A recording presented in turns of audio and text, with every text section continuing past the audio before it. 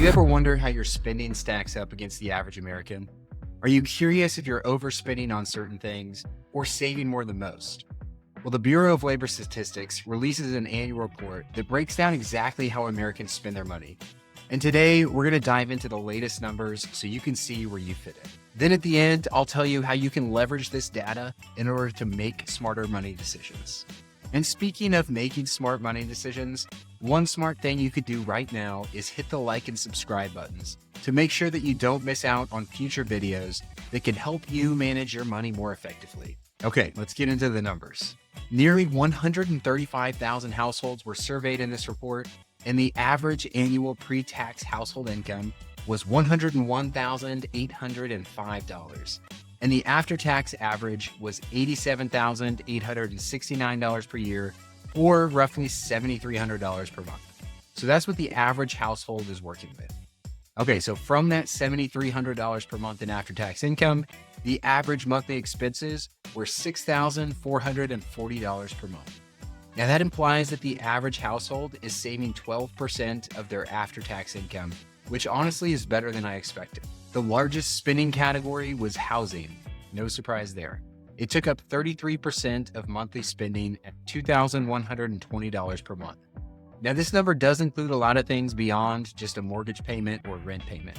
It includes maintenance, utilities, and household operations, whatever that means. And importantly, it excludes mortgage principal repayment. So the portion of a mortgage payment going towards principal is not in that $2,120 per month number.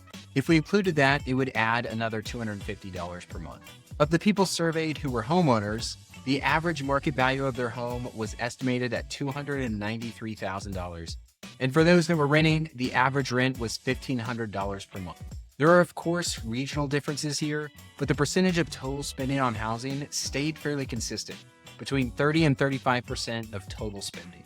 This also varied by income level, with lower incomes spending more like 40% on housing, while those with household incomes of $200,000 and more spent about $4,250 per month on housing, which is 29% of their total spending. The second largest spending category was transportation at 17% of total spending. The average monthly cost here was $1,097 per month. Now, this includes the cost of the vehicle, insurance, gas, and maintenance. The average household in this survey had 1.9 vehicles, so that's what this average cost is covering. If you're doing the math, this means that the average American household spends 50% of their budget on housing and transportation. That really surprised me. It feels really high. I think it makes sense at lower income levels, but even the highest income level on the survey of $200,000 and more spent 45% on housing and transportation. So really not that much different than the average household. The third largest item in the budget was food at 13% of total spending. They broke this down between food at home, which means groceries, versus food away from home or restaurants. The average spending on restaurants was right around $330 per month, and groceries was $504 per month.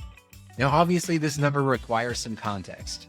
As a household of 6, $500 in groceries doesn't get my family very far. So let's look at grocery spending by household size.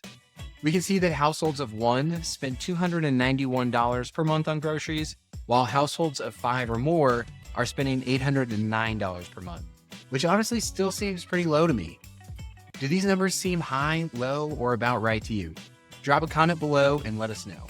The next item in the budget is a weird one. It's personal insurance and pensions, which amounted to 12% of spending or $796 per month. Now, the vast majority of that was spent on the pensions side, and that may sound odd to you, but they include Social Security taxes here. So I would guess that's most of this line item. Those 4 items make up 75% of the average American's budget, which means that the rest of the categories cover the remaining 25%. We've got healthcare at $513 per month, and this includes health insurance and out-of-pocket costs. Entertainment is at $303 per month. Cash contributions at $198 per month. They define cash contributions as money given to people or organizations outside the household. So that could be things like charitable giving or alimony and child support. Apparel and services were $170 per month. Education, $138 per month. Miscellaneous, $110 per month. And lastly, personal care products and services, $79 per month. So that's the breakdown of the average American spending. Let's compare the total monthly spending across different household setups. For single individuals, the average monthly spending was $3,884 per month. For married couples without kids, that number increased to $7,390 per month, almost double the spending of single individuals, which I guess is not surprising. And then for married couples with kids, the average monthly spending was $9,259 per month. That's an increase of 25% over the spending before kids, which can give you an idea of how much kids cost. What I find really interesting is that when we look at the different categories of spending, the dollars spent range quite a bit across different incomes, geographies, and years, but the share of total spending for a particular category stays pretty constant. And this consistency shows that regardless of external factors, Americans tend to allocate their budgets in predictable ways. But what does all of this mean for you? And how can you use these stats to improve your own financial picture? First, use these averages to benchmark your personal budget. Look at your own spending and compare it to the average. Are you spending a disproportionate amount on certain categories? If so, it might mean that you want to make some adjustments. Or maybe that higher spending is intentional because that's an area that's important to you. For example, maybe you spend more on groceries because eating healthy is important. Now, this does mean that you have to know what you're spending in the first place. If you're not tracking your spending, I can promise you that your guess of spending is not accurate. There are tons of tools that make it really easy to track your spending. You just have to get into the habit of it. I have a video all about how I use YNAB for this, so I'll include a link to that in the description. And I'm curious what other tools you find helpful. Let us know in the comments below. Do you track your spending? And if so, what tools do you use? Another insight to pay attention to is your savings rate. Again, the average household saves about 12% of its after-tax income, but we know that the average household is not saving enough.